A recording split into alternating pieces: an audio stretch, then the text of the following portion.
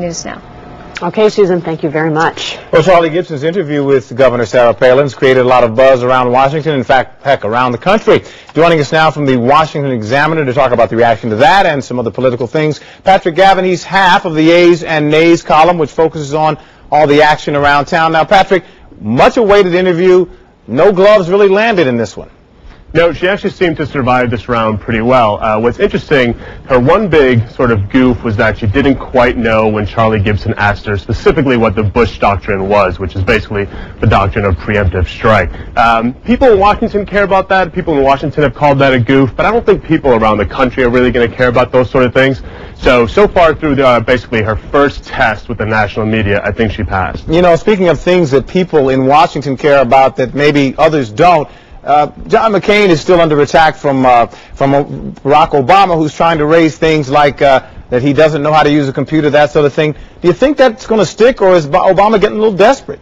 I'm not even sure that sticks here in Washington. If Barack Obama is going to be John McCain, it's not going to be by making fun of how often he checks his email. In fact, a lot of people now are saying that Barack Obama needs to reboot his own campaign. But I think that outside of Washington, I think that the playing field is basically the same as it was.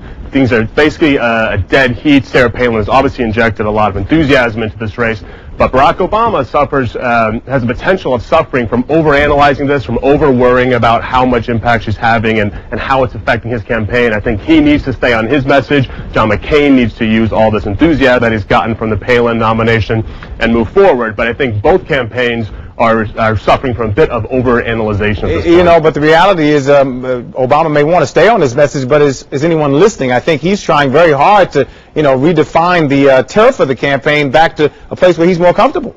That's true, and also John McCain is intruding on his territory in terms of crowd size, in terms of buzz, in terms of media mention. John McCain and Sarah Palin are getting more coverage than Barack Obama is getting at this point, which is the first time that's happened in about 3 months. That's a problem. A lot of people think that the media is in Obama's back pocket, and that could be an asset for him, and it could be something that could hurt him if he loses that. So who's the celebrity now? Patrick Gavin of the Washington Examiner, thank you for joining us. We'll see you again next time. Appreciate it.